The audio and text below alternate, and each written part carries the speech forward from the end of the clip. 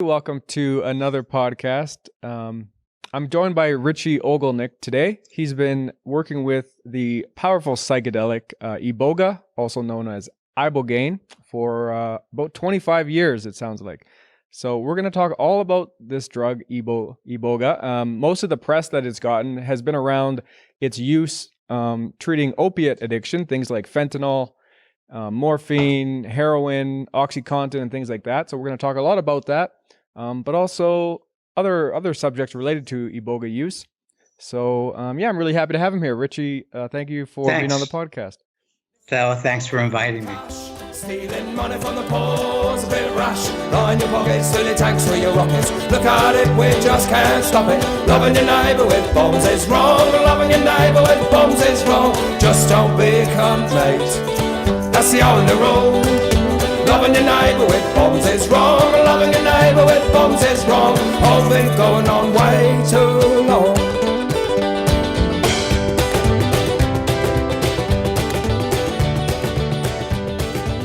Ibogaine is an unusual psychoactive because it's a 3-stage, 36 to 45-hour experience. Now, the first stage feels like, particularly if a person does a flood dose, which is a significant amount all at once, because there's different protocols, and some people would prefer not to feel like they're going 200 miles an hour off of a cliff, but living to talk about it.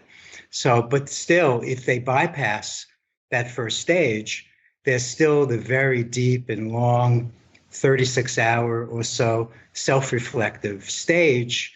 And then afterwards, there's a third stage where a person basically spends so many hours reintegrating into back into this particular reality.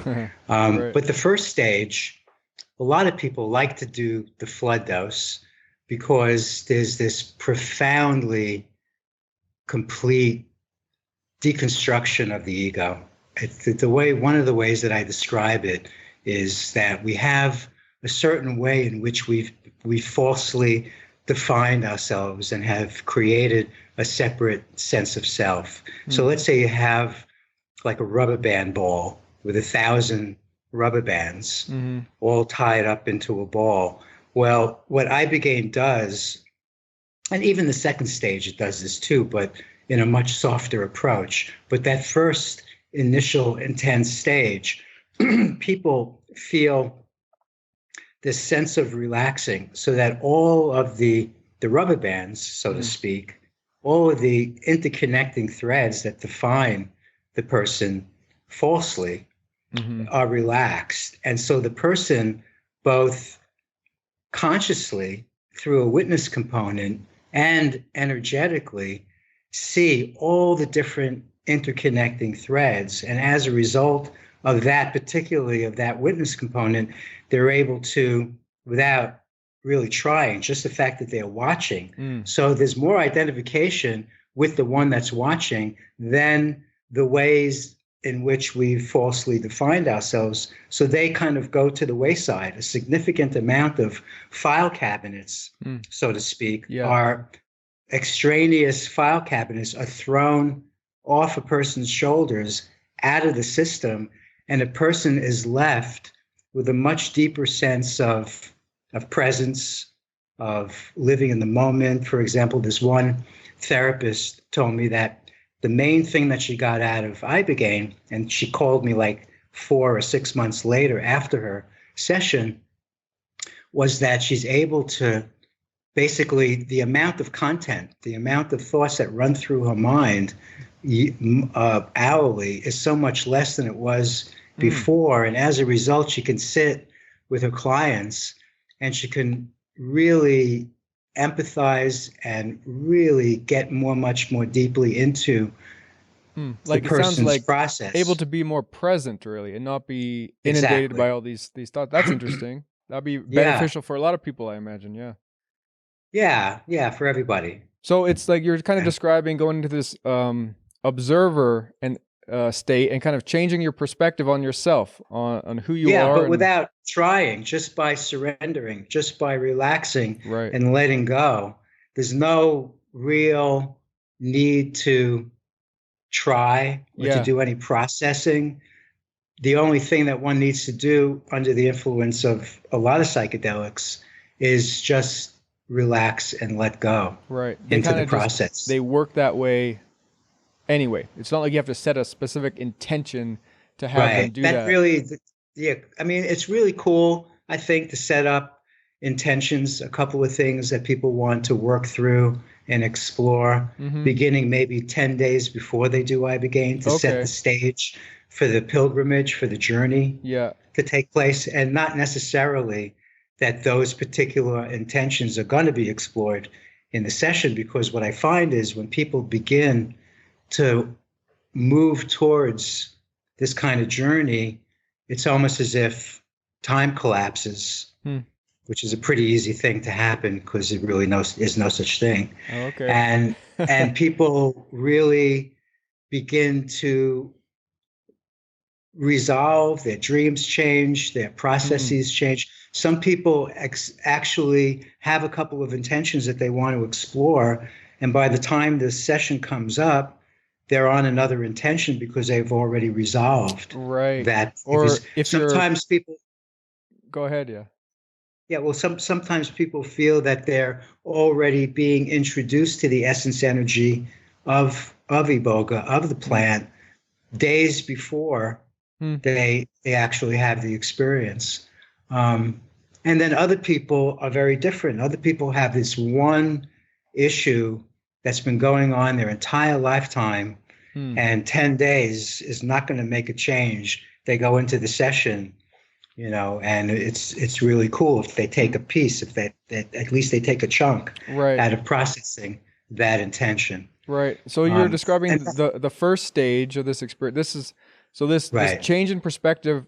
How long is this first stage that you're talking about? Is this like the first stage is very similar to other psychoactive stages, basically the completion of those stages, that it runs from probably like 4 to 6 to 7 hours. Okay.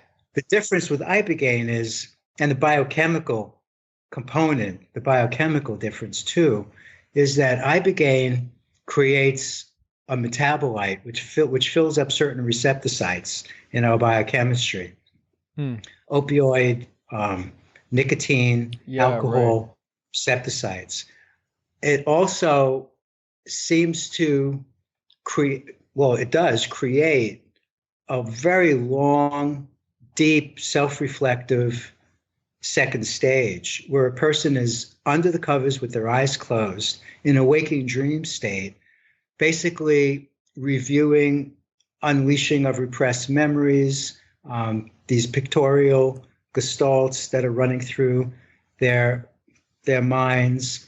And there's a witness component so that a person is watching this like a movie screen. Right.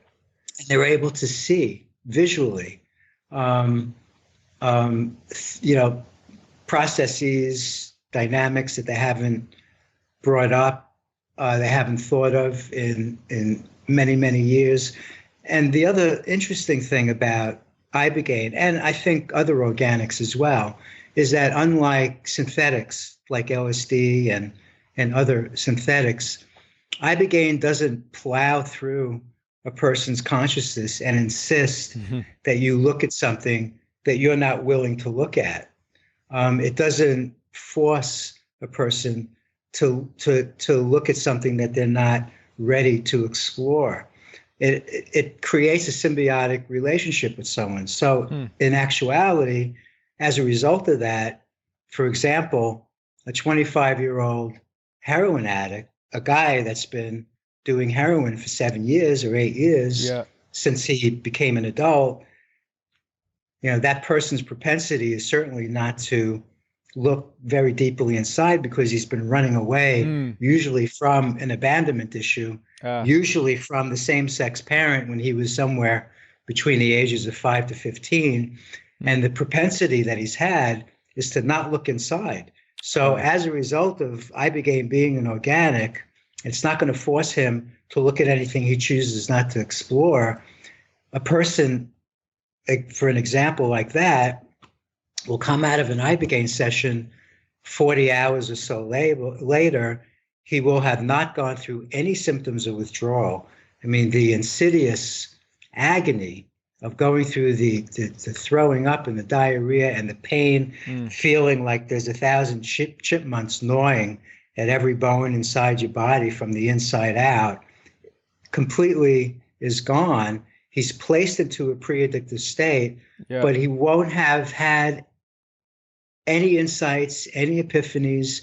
He won't have explored, the burnt bridges and the reason why he became addicted, because he didn't have the willingness to look inside. Yeah, I've heard the but same. He's still placed in a pre-addictive state. Yeah, I've heard this very similar account by. So a lot of my knowledge on the Iboga experience comes from Trevor Miller. Do you know of Trevor Miller? Works out of Vancouver. Sure, I met him. Okay. Yeah, so I've interviewed him a couple times on the podcast. He was the first ever guest I had actually on the podcast. And he's told me a similar thing in that someone has to be kind of mentally already ready to quit something like heroin. They have to want to quit, Yeah, if they're not at that place, it's not going to necessarily have that same effect. Even though the success rate is quite high with Iboga as far as treating these addictions, it's not a miracle drug that's going to cure everybody. It's not 100%. No, it's not a cure at all. It's not a cure. The person's their own cure or not. Right. Irrespective of what a person experiences as far as the depth of the psychotherapeutic aspect, they're going to be, if not gently placed, they're going to be thrown into a pre-addictive state to whatever degree, contingent upon how much they've explored therapeutically. They're going to be carrying at least some of the baggage that brought them to the addictive situation in the first place. So whereas a 25-year-old may experience that, but a 45-year-old with a couple of kids, in school, with a mortgage and a job that he likes, with a support system, will come out of it with his tail between his legs, just having reflected upon 36 hours of burnt bridges and, opportunities lost and regrets. And he comes out so humble, and having processed like 10 years of therapy rolled into a day or two. Yeah. And he's gotten a lot more out of it, but he's still biochemically and physically in the same situation as the 25-year-old. Right. Yeah. So didn't experience when anything. You're talking about this pre-addictive state, you're talking about physically the body not being addicted to these opiates also even biochemically reset so that it feels like it's a year and a half after a person has done their last opiate. It feels like they've not only detoxed, but they've gone to rehab for a year and a half, and it's taken a year and a half for their brain to rewire. Yeah. And then it's like, it feels like they haven't done an opiate. That's pretty amazing. That's really an amazing thing. And it has a miracle component to it. Yeah. It's confounding and confusing too, because a person in their 20s and 30s feels like they don't have to do anything else. It's like they could be kayaking 3,000 miles away after they've done their Ibogaine. Right. Like the next day, honestly. I've seen it happen. And then 3 months later, they could have relapsed because they don't address the initial issue.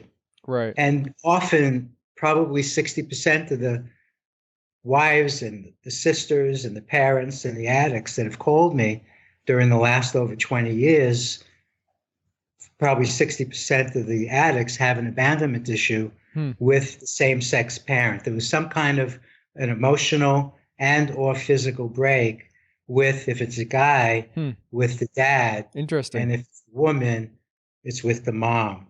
Really? So that's not 100%, but it's about 60%. Yeah. And then there's probably about 20% of the people that had the same issue with the opposite sex parent. And then there's another 20% that are just these types of personalities that will do anything once. They'll, jump out of a plane once, they'll shoot heroin once.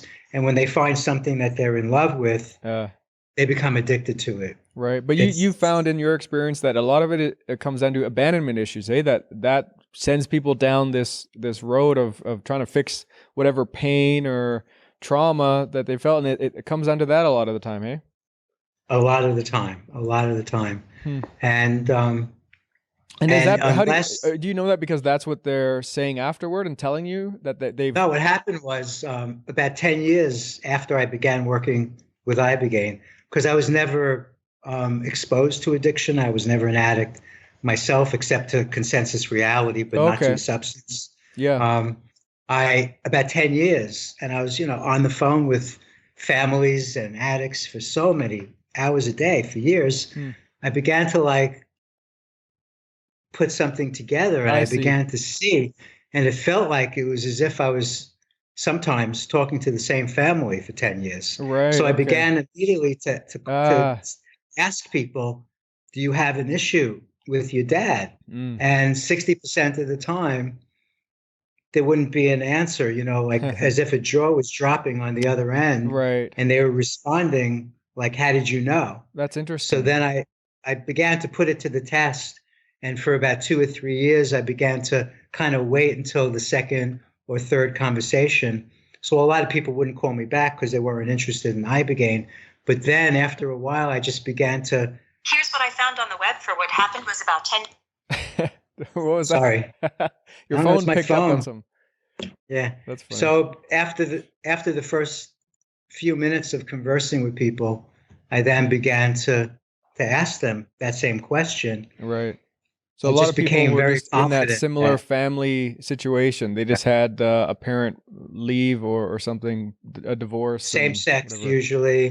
usually the if and contingent upon the type of substance that a person is attracted to had a lot to do with this particular way, the way in which the abandonment looked in the family structure. Hmm. For example, a person attracted to stimulants like methamphetamine, crack, and cocaine Yeah. usually had a dad, if it was a guy, Yeah. in the household, but the dad was a workaholic slash alcoholic, Huh. usually an alpha guy. Usually the kid, the addict, Yeah. was really sensitive, really intelligent, Hmm. closer to mom, more like mom than the dad, than the alpha dad. Yeah. And the dad really couldn't relate to the kid. The kid Mm. really couldn't relate to dad. And that was that dynamic. Huh. And then with opiates, the same sex parent usually physically was either abusive Mm. or physically not present. Okay. So the addict just wanted to disappear. The opposite of stimulants. I see. That's interesting. Yeah, I do remember hearing Gabor Mate in Vancouver I knew speaking you were going to about. say his name. Sorry? I knew you were going to say his name. Go ahead. Well, being from the Vancouver area and whatnot, I Oh, guess too. But yeah. No, and also he's he works closely with Trevor everybody's. Miller as well. So, but yeah, and he had a lot of experiences treating opiate addiction and stuff in Vancouver. And I remember him, a lot of the time, the people using opiates and things had been sort of either like sexually abused, or I mean, often with the women, I think it was like nearly 100% had been abused as young people. Uh-huh. Yeah, pretty sad stuff. I mean, it's really sad, even just thinking Yeah. about it like that a lot of this addictive behavior and hard drug use comes down to family issues. It's really sad to Yeah. picture Yeah. that. And the thing is, unless a person after Ibogaine or after any even conventional detox modality where they're clean, because they can't really do therapy until they're clean, sit Right. across from. The thing is with addicts is that they tend to be more intelligent Hmm. and more sensitive than the average therapist. And the other thing about addicts is that they have a tremendous aversion to sitting across from someone that they really admire and respect, because the first time they did that, they were ripped off. They were Right. abandoned by Right. that role model. And so they tend to find people in their life, which is really easy for them to find because they are so sensitive and so intelligent. They tend to find people that they can basically manipulate and control I see. and feel secure around. Yeah, right. That makes sense. And Makes a lot of and the sense. thing about Ibogaine is what Ibogaine, at least it does, if it doesn't give people really deep insight, at least it gives people the idea that they need to do something different this time around, because they've gone through this process of relapse and getting clean over and over again before they come to Ibogaine. Right. And they feel like they finally are open to doing something radically different and possibly sitting across from someone that they don't have control over, that they really look up to and admire. Because if they look up to and admire somebody that they're sitting across from, then all bets are off. They're not in control anymore. Right. And that's the only time that the healing happens. So the weird thing is, inadvertently, like by accident, during the 12-step program, sometimes an ex-addict, a person will find a sponsor that they really look up to and admire. And that's where the healing would happen. So what I'm saying is, you could actually do it consciously. You could do it deliberately. You can find a same-sex therapist that you really admire and respect. And if therapy is really meaningful, it doesn't have to take a long time for the healing to happen. When somebody tells me, oh, I love my therapist, I'm seeing him or her for like 6.5 years, then I know they're really not doing therapy. They're just pulling each other's chain. Yeah. Some people are really good at just doing that, sort of like fooling therapists and just telling them what they want to hear all the time. Yeah, because they don't feel threatened by it. Yeah, right. They They're feel like they can just Their egos are maintain supported. status quo. Yeah. So it takes a lot of courage and a lot of courage to go into an Ibogaine session, but even more courage to sit across from a same-sex therapist that you really look up to and admire. And sometimes it doesn't have to be a same-sex therapist. It just has to be someone that is really smart and really intelligent and, can really see through, the ways in which not play your games. I mean, they're so much smarter than I was ever. I mean, it took me years to be able to, and for them to be able to relate to me, because I was never an addict. I had no idea the territory that I was moving into. I just came across Ibogaine, and it was just something I was so compelled to do. There was, I just wanted I wanted to do something. I wanted to serve in such a way and do something as an end in itself, not as a means to an end. So that I went to Africa, and it was just a series of synchronistic events transpired that literally led me to the only chemist on the continent of Africa that spent the previous 1.5 years learning how to extract Ibogaine from the West African shrub. Right. And within 10 or 12 days, I had 13 grams in the heel of my shoe, bringing it back to the West. Yeah, I heard you talk about that maybe in another interview. And when you did that, when you had this calling to go find Ibogaine, were you doing it to try it yourself, or did you know from the get-go that you wanted to bring this back for other people? Yeah, well, my messianic complex told me that I wanted to go to the bush, to southern Cameroon, and reach out to pygmies who would look through me and around me and decide if I was going to be the harborer of Ibogaine to the world. I was going to pick up, 40,000 doses for 3 cents each, go to Needle Park, where thousands of people show up for their free needles in Europe, call CNN, and, check out, and 1/4 of the people would show up for their needles the following week. And that would be the end of it. That would be the end of my messianic complex, But you knew right away, you already knew that this could be used for addiction, even 25 years ago. Yeah, because for a few years before that, there was a wonderful character by the name of Howard Lotsoff. Yeah, I've heard of 1962, he was 19 years old, living in the Village in downtown Manhattan, and he was a heroin addict. Right. And a chemist came up to him, a friend, because he was into trying LSD a lot back before it was illegal. Yeah.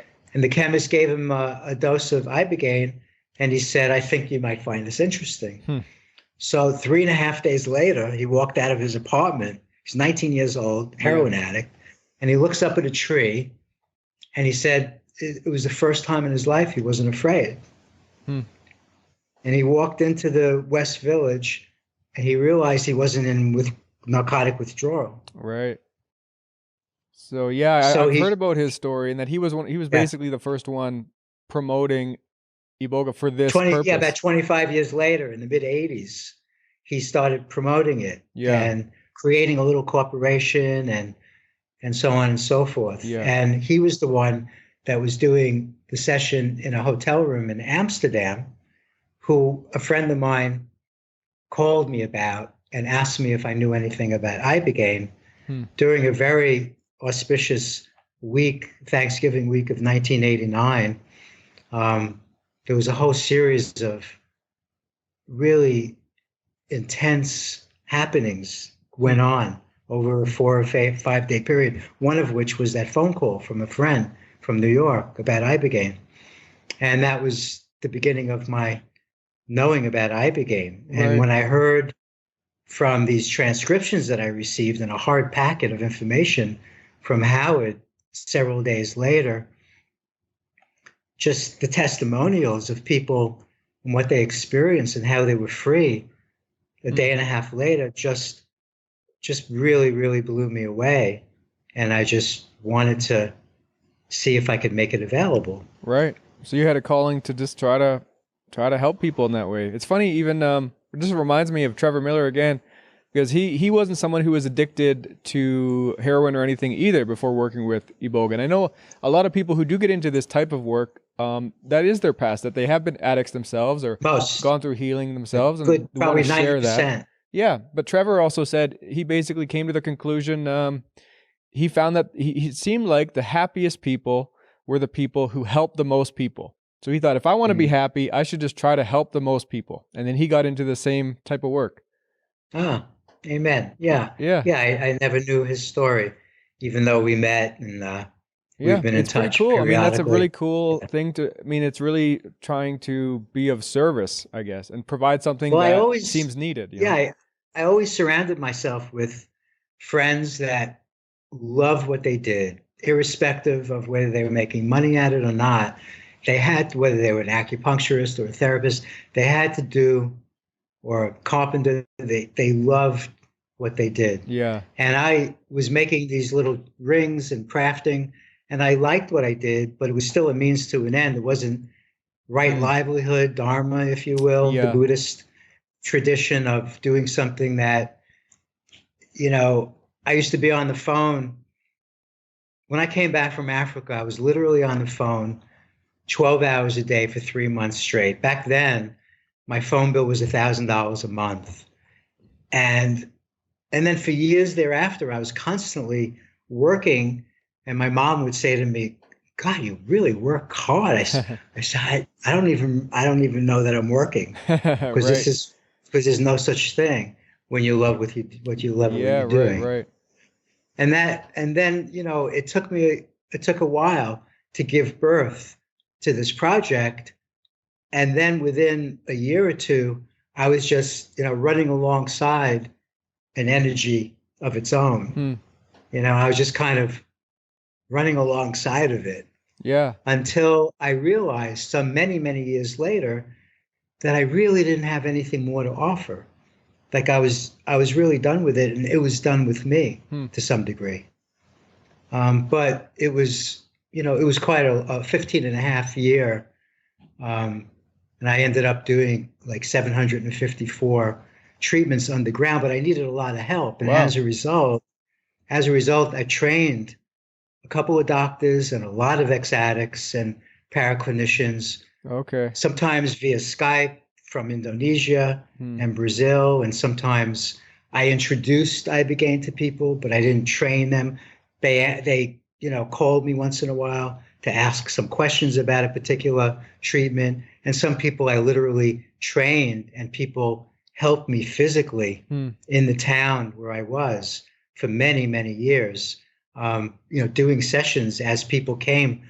At first, from all over the world. People would be coming from Australia just for a psychospiritual session, not addiction Right. interruption, because there was nobody in the world that was doing sessions except for in Gabon, in Africa. Yeah. So yeah, obviously it's not like the only people doing Iboga are doing it for addiction type of healing or whatever. There's other reasons Right. to do it. Obviously, traditionally, people can look up about its origins in Africa, and I think it's Gabon and Cameroon or something, where they use it maybe more traditionally in different ceremonial ways and things, and not for addictive Oh no, purposes. Yeah. absolutely. In fact, yeah, primarily it's a rite of passage initiatory tool, just like Right. peyote, ayahuasca, Yeah. you know. And so, and two, when it comes to the addictive thing, one thing that's so fascinating is, right now, I mean, where I'm from and where I live now, there's like fentanyl is going around everywhere. It's a huge epidemic, they're saying, right? And I know personally a number of people who've died, who I knew here in Wow. town, and then in Vancouver, obviously, it's huge. I mean, what's interesting is that when you look at our traditional or current methods of treating people for these types of addictions, as far as I can tell, it seems like the success rate we're at is something like 5%. It's very low for actually getting people to stop using long term. And even being conservative with Iboga, it seems like the success rate is just so high. It's incredible how long this is taking to really catch on, especially just considering the current state with opiates being such a problem. Well, I mean, I think one reason why it's taken so long, I mean, not to mention that it's a controlled substance, so there's been such a limited amount of research that has been done because our hands are tied behind our backs. Yeah. But I think another reason is because there aren't that many people that don't relapse. It's not true that it's so successful. It's because it has nothing to do. It only has, Ibogaine has a miracle component to it. Yeah. It has one miracle component to it, which is it places a person into a pre-addictive state if they're addicted. Yeah. It also helps eliminate craving for alcohol, opiates, methamphetamine, crack cocaine, to a lesser degree, because we don't have receptor sites in our biochemistry. We don't have there aren't any methamphetamine, crack, and cocaine receptor sites. So a person needs to seriously consider relocating at least 800 miles away and doing the therapy and doing the Ibogaine. To me, the Ibogaine is maybe 33% of the equation when it comes to stimulants, and it's probably 49% of the equation when it comes to opioids. Right. But a person in their 20s and 30s, if they don't do therapy, probably 80% of the people are going to relapse. So whatever you've been hearing, whatever people have been touting as far as levels of success is not true. Now, it's 100% true. It depends on how you define success. Yeah. 100% of the time, a person's placed without having to go through the symptoms of withdrawal. I would say 97% of the time, Ibogaine is successful as far as placing a person into a pre-addictive state. Yeah, physically. But then what are they going to do, right? What are they going to do with the baggage that they're still carrying? Because are they going to run away from, that, or whether they're going to, face the music and actually work that through? There's a big difference between wanting to get clean, as Trevor would say, and wanting to get clean. And a lot of people do Ibogaine because their families are fed up, and unless they do Ibogaine, they won't have a roof over their head. Or their wives will leave them. Their family it's external pressure and not necessarily a choice they're making. So you're saying it really comes down, it kind of feels like it's come down to the environment they're going back into.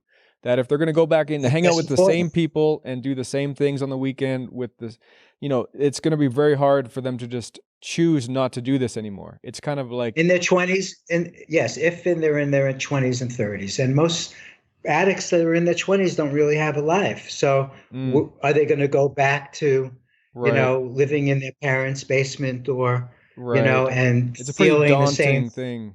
to have to go. Now Right. you have to not only stay clean, but now to not become bored. You have to, and to just Well, you have not to only take that, but responsibility and for and things. the range of emotion that somebody's experiencing quite often after they're rid of their addiction is so much wider. And so they have to deal with the feelings Hmm. that they've been running away from. Because then now they're back in their bodies and they're back in their Right. body, their emotional bodies as well. So, and a person that's in their 20s and 30s, it's just really hard. Yeah. When you're older, in your 40s and 50s, it's easier. Okay. It's easier. People stay, a significant amount of people that are older after Ibogaine stay clean Yeah. So because they've you're already saying lost so much. you think there's too much hype as far as how successful Iboga is with Sounds like people? it. Yeah, I mean, it seems like even being conservative though, if you had, well, so in that sense, then you're a proponent of traditional methods? Like you're obviously a proponent of therapy. You've mentioned that a few times that's important for Yeah, people. whatever works, I'm a proponent of. Yeah. So you think maybe going forward, like, say we could design the perfect situation. Say we're going to design a whole, if you want to call it a retreat or just something. If you're going to help the addicts in our communities, what do we have to do, right? We can maybe start with Iboga, or at least initially. Where do we have to move people through to Well, help long term? yeah, yeah. Well, people need to have an aftercare situation set up. They need to consider, that Ibogaine is not going to be this pie in the sky. It's not going to, the propensity is to find something outside of ourselves to cure us. Hmm. I'll take the Ibogaine, Yeah. or I'll take the heroin, or I'll take more Ibogaine. Yeah, right. So you don't want that I'll do perspective. low dose Ibogaine. Right, I'll microdose for the And rest it's of my all life. good stuff. Yeah, I mean it's great, but Mhm. after a while, you have to like feel your feelings. Yeah, right. So I mean, even you were I mentioning mean, it's that. easy for me to say I'm going to be 70. Oh, well. Well, you're looking good It's for 69. oh, I know I only look 63. I look great. Well, it was You know what I interesting mean? too. But it's hard. It And reminds a me of person that's what you were saying earlier about this relationship, right? We're developing. It's like, and you're going in with whatever baggage or whatever mind you have, and whatever everything else, all the baggage. So you're going into these Iboga experiences, and it's a relationship, and it seems like it really comes down to yourself in the end. It's yourself and what you're willing to see, what you're willing to face, and that sort of that's thing. right. Yeah. So I mean, I like that message. Honestly, I'm glad you brought that up and mentioned that, because it does. I go down this road a lot talking about the psychedelics on this podcast, that they're very useful, but in the end, though, they're not the cure. They're not the No, answer. no, they create an experience, but they don't create a condition. The condition is what creates peace and causeless joy within Yeah. a person, not an experience. You Right. can talk about an experience you had yesterday. Now, Ibogaine is different because Ibogaine, when you take it, you're not reflecting upon something that you had experienced the day before. Often, Ibogaine is like it's like getting in touch with a new language, and it takes weeks and months to process an Ibogaine experience. And the sense that honeymoon period continues for many, many, many weeks. And if a person stays deconstructed and is okay with confusion and is okay with not knowing within themselves, and if a person actually begins to be okay with living in that condition of not knowing, like a 10-year-old, as Jesus said, then that could remain a permanent, integrated aspect of their life. Yeah. But what a lot of people tend to do is they reconstruct a separate sense of self out of fear, out of conditioning. So what Yeah. I'm doing now for the first time is I'm doing sessions with people where I spend as many days as they choose for me to be there. I don't have any time frame as to how many days I'll spend with a person, so that perhaps we could explore the ways in which we can just continue relaxing into that condition without having to reconstruct either an old or a new separate sense of self. You're sort of speaking to an idea of just starting to become comfortable with not knowing, or Exactly. Yeah. That's really, that's home base. Right. Just being And confusion. accepting that you're not going to have all the answers, No, we're not going to have practically any answers at all in life. Right. And confusion is highly, highly underrated. Right. I always thought confusion is a really good thing. Right. Yeah. It seems like that's the only way to be happy long term, right? Because it seems like we can't get all the answers. Like there's too much to know, and some of it's outside of our grasp, really. A lot of it, in fact, almost all of it is outside of our grasp, except for the mundane, but unless we can be washing a dish, sensing like just the incredible intrinsic joy of the simplicity of like, who's washing this dish? How's this happening? Right. I mean, that's a beautiful place to reside. Yeah. That's home is where the heart is. And that's a nice place for the heart to be. Yeah. And it's kind of like what's being broken down are all these, like you're saying with the elastic bands, is sort of things that we've put on ourselves. Like we've built up these personas and built up maybe false confidence that tends to be detrimental long term, Yeah, I mean, false, confidence and a sense of low esteem are two sides of the same coin. You can't have one without the other. Yeah. It's just all this compensation that goes on, all of these polarities that we've falsely created. We've created to falsely define ourselves as a separate sense, creates suffering. And it's just not necessary. Yeah. So if we were going to really design a great treatment program for people who are addicted, it comes down to the physical stuff first, right? Like a detox. And we have detox centers now without Iboga. So they work too, but they take longer. And someone can be no longer addicted, and maybe not, they might not have the same mental or spiritual type of benefits in those centers that Iboga might have. Yeah, and also even biochemistry, it's not as effective. Right. And so maybe ideally we'd have a detox center that utilized Iboga to help people. And then from there, it's probably like it's like therapy and a change of environment, and just like almost like life coaching, and just like help with getting little things going, building a little life that doesn't involve heroin or something. Yeah, that and just starting over again. It's like really beginning again. Yeah. And that's hard. Yeah, I mean, ideally, if there was an Ibogaine room in every veteran administration hospital in the country. Yeah. That would be pretty cool.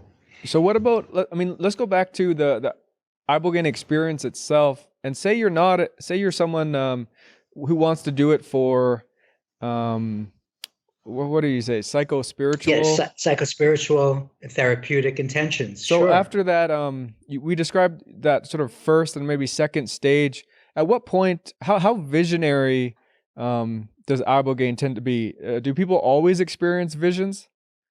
No, it's unbelievably uncanny how people get exactly what they need and not necessarily what they want. I remember this one particular experience that really helped me process just what I said. Was a woman who received everything she always wanted in her life since she was 8 years old. She wanted to be a hairdresser, and she wanted to teach hairdressing, and she did. And she was married to a guy, and they both made their $500 a day teaching and doing hairdressing. And she never wanted to have kids, and then she never had kids, and she had a beautiful home. And then she wanted to see the visions. So she set up the stage where we went to Costa Rica, and we were overlooking the black sand beach on the Pacific side of Costa Rica, the quintessential New Age experience. Yeah. And I gave her the Ibogaine, and this was early on in like the first few years I was facilitating. Mm-hmm. And an hour went by, 2 hours went by, and she didn't have anything. Nothing was going on. There was no insights, no epiphanies, no visions. Yeah. She felt like she was on like a quarter of a Valium. Oh, really? And I was like kind of freaking out because I wanted her to receive. I wanted her to get what she wanted. Yeah, right. And so I was processing, all day and all night, and I was going, wow, what's going on? What should I do? This is terrible. And then she left the experience, and it was the first time in her life that she was so deeply frustrated. And they spent 17 days on vacation in Costa Rica, and her husband told me she was a monster. She was so grouchy, really, and so disappointed. And then they went back to California, and she kicked in to a state of unity consciousness where she was literally witnessing her sleep 24/7. She was awake inside, and she became basically really deeply awakened. And she said she was utilizing maybe 1/4 of her ego energy to accomplish so much more. And everything was just in the flow. And the way I was able to interpret that was that for the first time in her life, she availed herself of a level of frustration that broke through a layer of her process that if she had received what she wanted, she wouldn't have accessed. Yeah. It's kind of like that idea of giving up control, that we don't know what's best for us. Yes. Yeah. Sometimes we don't know. And that was really a turning point for me. And I began to surrender more deeply to facilitating people, but not, being that attached to the outcome. And knowing that you can't exactly promise anything specific happening. No. And then there was a woman who sat up, and she experienced like 16 hours, and she wrote of visions, and she wrote like 34 single-spaced typewritten pages of all of her visions. And her experience in terms of what she derived from it weeks and months later was more subtle than the woman that had no experiences at all. And they were both they were on a high dose, like even that first woman, she took flood dose, somewhere between whatever it was, milligrams per kilogram of body weight.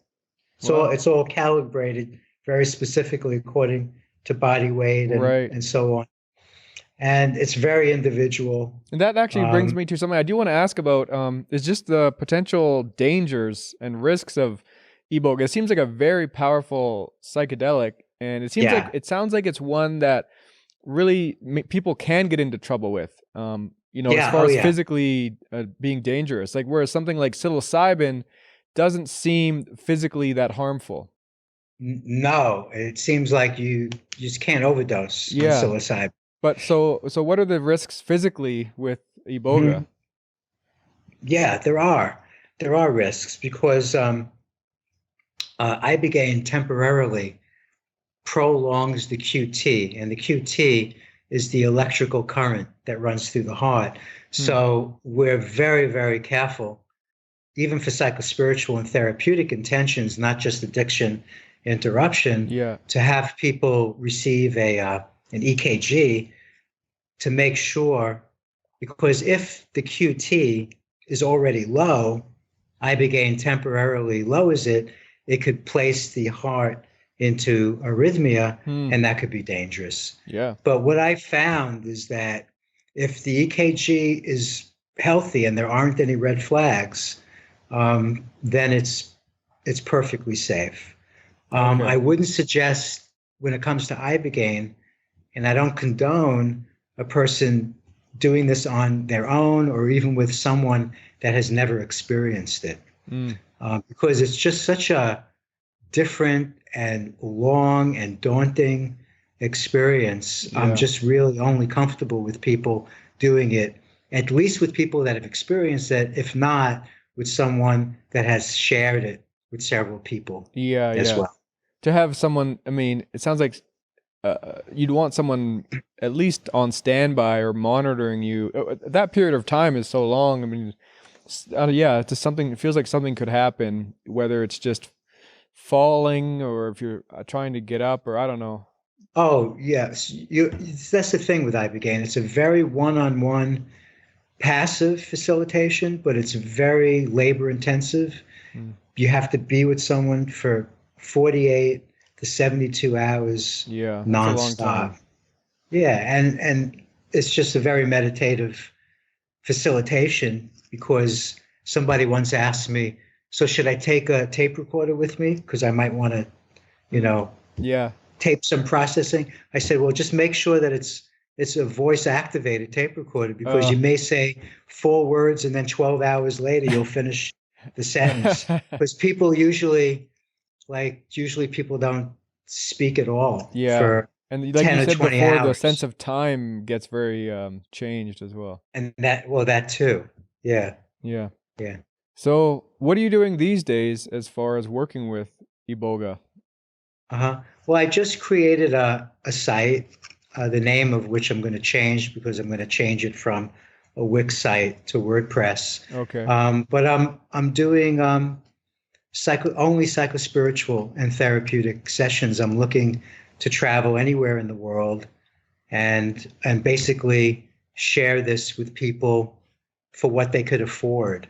Okay. Because it took me a few years to try to kind of understand where I can fit in the Ibogaine world again. After I realized that there was really nothing that I had to offer.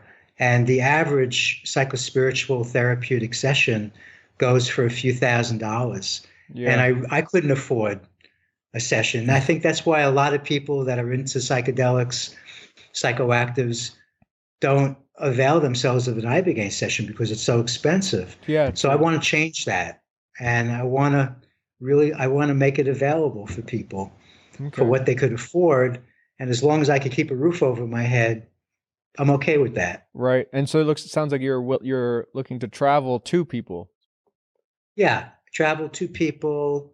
I could do like living room conference chats with several people, and maybe a few people here and there will be interested. Yeah. Whether it's in Brazil or in Europe or anywhere else. Now, what in is the the world. legal status of Ibogaine in the United States? It's a controlled substance in the United States. So it's on the same controlled list as heroin and LSD and it's fully illegal down there. Yeah. It sounds like in Canada, at least, it's more of a gray area. Yeah, it's a little more of a gray area, and it's a completely gray area in several countries in Europe and in Mexico. Right. So if someone wanted to try this, they would have to go to one of these countries for sure. Yeah, they would call. Yeah. And I'm a phone person. Yeah. I'm old school too. I'm not into like scheduling a phone call. Right. Just call. Lord help me. Yeah. Just call. Yeah. And then we'll discuss. Cool. And then so maybe we can also talk about before the podcast we just talked a little bit about this product you developed a while ago, Taper Aid, which I mean in the name you can see it's for helping people taper off of addictions, right? Yeah, because the initial reason why I went to Africa, and I was very, very stubborn, very reticent to admit to myself for years after I was introduced to Ibogaine that it wasn't going to be the home remedy, legal, safe, doesn't require professional care, inexpensive. Right. I mean, I actually created the underground in New York City and still wanted it to be that safe home remedy. And hundreds of people have been worked with because there's some people that can't afford to go to a center in Mexico or elsewhere. They don't have a passport. They don't have the money. Yeah, right. So there are a half a dozen underground providers that are doing, really caring, dedicated people that are doing good work underground. But it's not the home remedy. And so I wanted to reach 1 million people for a couple $100 a person. to see if they can do it at home, legally safe, Right. without professional care, without a Suboxone doctor or a Yeah. methadone clinic looking over their shoulder. And so I went to Vietnam, to a place where for 1,000 years they've been growing opium. Mm. And as a result, wherever you go in the world where opium is grown, there'll be medicine people that will be going into the forest to find herbs. The active ingredients in the herbs Yeah. ameliorate the symptoms of withdrawal, because Huh. in between seasons, all of the family members that are addicted, and the whole family usually is, can't, they don't have enough opium to maintain their habit. So the younger people in the families have to go through withdrawal every several months. The older people are taken care of by the younger people in the family, so they don't have to go through that. Interesting. But yeah, and there's no stigma, there's no negative connotation to being an addict. This is just part of their life. Right. So I went there and found someone who spent years literally going from province to province, finding the most active ingredients. And they called it hientos, a combination. It was a tea that was standardized during the last 20 years and put into capsule form. And then when I came back to the West, after realizing it was going to be unbearable to work with the Vietnamese government to see if I can, and it was expensive and hard to distribute, hard to even get a signature from one piece of paper, to work with them in any capacity. Yeah. I connected with a Chinese herbal traditional teacher, and over a 1.5 year period, through trial and error, we created a remedy which ended up to significantly decrease the tolerance to opioids, so that people can go from like 300 milligrams of Oxycontin to 30 milligrams, or $250 worth of heroin a day to $30 worth a day. And they were actually getting high for the first time in years because their tolerance was so much less. So it was there's lots of stories, and it was a really interesting process of trial and error, of experimenting with different addicts, and then finding the combination of 17 herbs that really worked. So I want to ask about two things. I do want to ask about like what it is that physically, what creates that situation where someone becomes less tolerant to these drugs. But first, let's touch on the whole thing with the FDA that you said happened, where they shut you down and they shut that taper. Well, they just shut me down. I mean, it's really simple. They, it was myself, as well as 6 other herbal and vitamin related products for addiction interruption were on the market.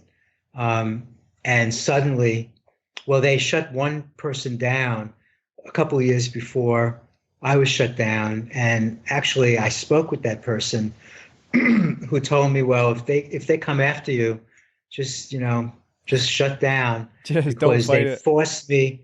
Yeah, because I fought it, and they forced me to give every penny back, even to the 95% of the people that didn't ask for their money back. Wow.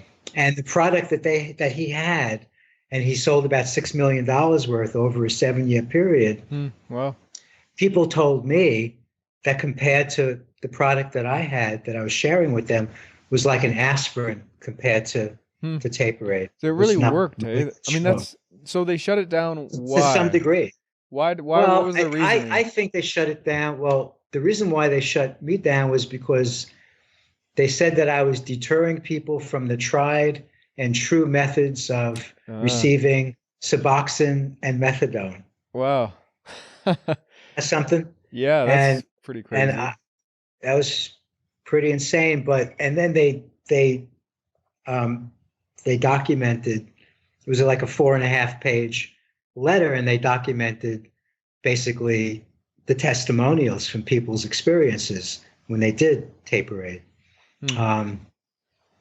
And I'm not allowed, because addiction is considered a medical issue. And Yeah. so my Ah, substance, my drug, would have to go through any new drugs process of right. double-blind studies and the millions and millions of Which costs dollars, millions of dollars. Yeah, yeah. millions, Yeah. hundreds of millions. That's what the whole Um, like this organization MAPS is having to do. right. Thankfully, they're actually able to do these studies, but it hasn't been easy. It's been years and years and years of approval and funding Oh and yeah, yeah. yeah. I mean, I know Rick. I met Rick Nice. 20 Yeah. years ago, Rick Doblin. Yeah. I'm sure we know of each other's work. We went a very different route. Yeah. But he's stayed with it for 35 years. Yeah, it's amazing. You know? It's amazing. Yeah, yeah, Yeah. Okay. yeah. So So I shut down my site and my website, my Facebook yeah, presence. you just complied And with their request.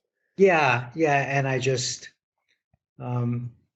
moved on, at least for the time being. There are people in Hong Kong and elsewhere that are kind of excited about getting on board somehow Oh and yeah, seeing yeah. if they can circumvent the situation. Yeah. There's other people that want to create a site for me that won't be threatening. It won't have any testimonials.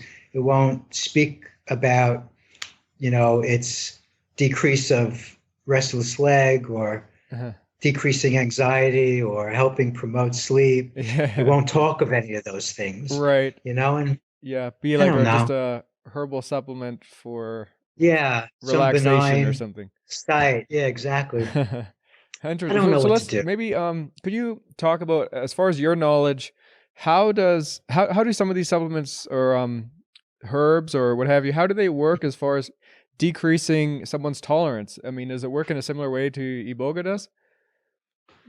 Well, it seems to balance the dopamine and has a serotonin uptake, but Hmm. I'm not one that taught myself the pharmacology around Ibogaine.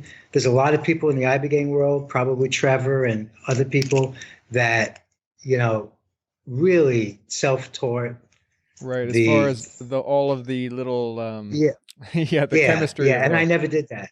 I just don't have the mind for it. Yeah, I I find I'm focused also, on it's not my area of interest or especially expertise. I really do I'm more interested in the subjective sort of experiences. exactly mine But too. yeah, Too. but so somehow you by just talking to people who were using these things in these other countries, you found out there are plants and things that people do use in ways to reduce their tolerance to drugs that somehow Yeah. biochemically they seem to work.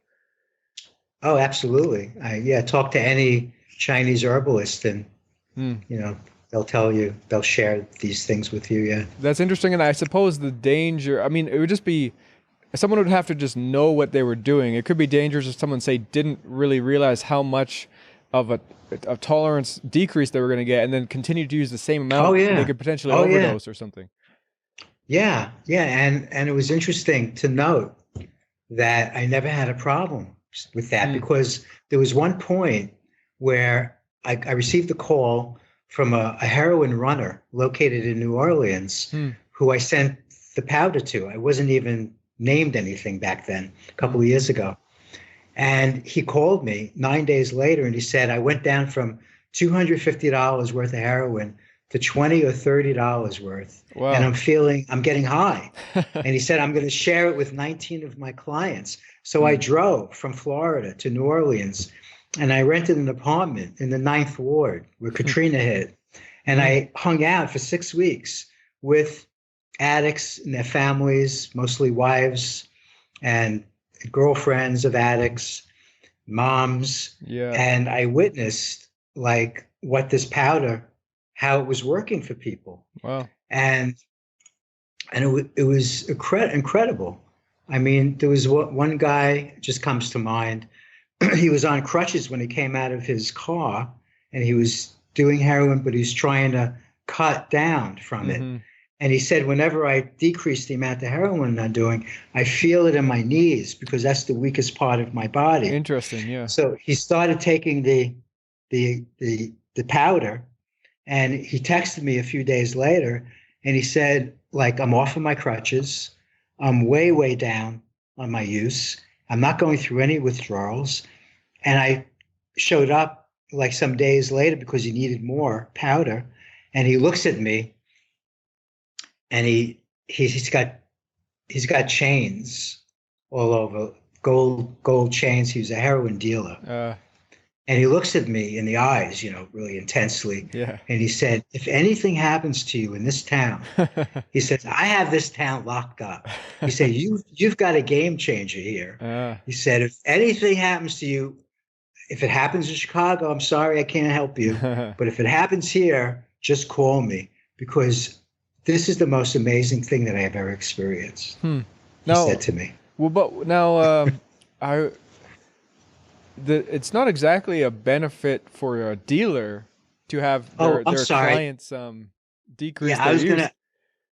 I was going to mention something, because we were talking about tolerance and how dangerous it might be. So there was three people that were sitting on a couch. It was a woman and two guys, and they were doing a little heroin, and none of them can get off the couch.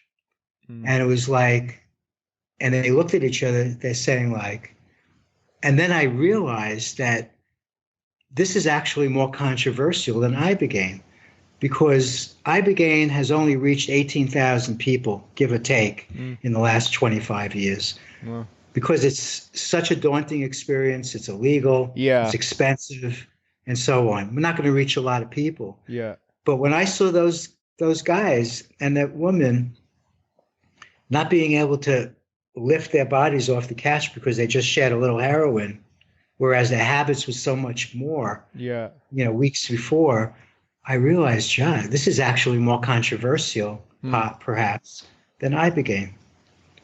And I wasn't sharing more than 10 or 15 bottles a month before the FDA shut me down. Yeah. Well, I could see I could see how people who were using high amounts, because you mentioned a couple times like, oh, they were getting high again. And it's like after you use so much for so long, you kind of you stop feeling that high, that feeling of euphoria or whatever. There was a 53-year-old guy that was living with his mom, doing $200, $250 a day. And he used to wake up every morning. Okay, now where am I gonna get $200 so that I'm not sick as a dog? Yeah, right. It becomes that. It becomes just to have baseline, have like normalcy. This went on for years, and then he dropped his spoon. He tried to shoot up $30 worth. He shot up $20 worth. The next $10, he dropped the spoon out of his left hand because he was so high on 1/8 the amount from a couple of weeks before. So. Yeah, it certainly occurred to me that you have to be careful with this. Yeah, definitely. And people were really careful with it. Yeah. But that's an issue. But I feel like I want to give people choice. It's like harm reduction. Yeah. That's what I was thinking. People, is like harm I want reduction. to empower people. Yeah. To have whatever relationship they want with their drug of choice, and it's up to them. It's their choice. I mean, I guess you can see like a situation where people are simply some people might hear that and go, cool, I'm just gonna I don't have to spend as much on heroin. I'll buy this supplement and I'll just keep getting high, and I'll get really high off of a little bit. And some people did that for a couple of months, but what I noticed is they tend not to reroute. They tend to reroute through that process faster than the first time, which took years and years and years. Yeah. They like getting high again. Okay, after a few weeks, all right. And now they say to themselves, I see I could actually jump off. Right. Because now I'm in control. Right. Yeah. They have some control, and they could actually taper off easier. Right. Yeah. That, because obviously it's so daunting if you're someone who's doing $300 worth of heroin a day, and you know that your body is physically so addicted. The idea of getting off of it is tough pill to swallow. It's enough just to get the money that they need for that day. Yeah. That's the preoccupation. And the family members were so thankful and so proud of their uncle. Yeah. This one particular nephew, because he was only doing $20 or $30 a day instead of 200, 250. And I mean, just lifestyle wise, I mean, being able to save that much money at least could help people in different ways as well, you know? Not, I mean, The whole and it probably community, leads to because he didn't have to go out less theft. stealing. Yeah, yeah, No, exactly. I Yeah. mean, the entire community is affected. Yeah. Well, that's Yeah. pretty cool. I mean, yeah, it's interesting the FDA's reasoning for shutting it down. You're, stepping on toes of methadone clinics and things. Yeah, it's pretty boring, actually. Yeah. Yeah. Well, man, I think that's all the questions I have for you, Richie. Is there anything else you want to mention to people before we wrap up? No, they could just, get in touch with me. I'm available usually for a couple hours during the late afternoon. I'm not, because I'm picking up my grandkids from school and playing with them, but I can give you a website and a phone number. Yeah. So do you know, you said your address is going to change soon. So Yeah, but it's good for now, and it'll just transfer over. Okay. Do you want to just share the website with people? Yeah, sure. It's www.iboga with Richie, Richie. Iboga is spelled IBOG as in George A. So it's ibogawithrichie.com. And my phone number, and really don't hesitate to call. I'm a phone person, is 352-519-6181. Awesome. And cool. thanks for inviting me. Yeah, it's been a lot of fun talking with you. Yeah. And I'll link to Richie's website in the description of wherever you're checking this podcast out as well. So you can, give him a call.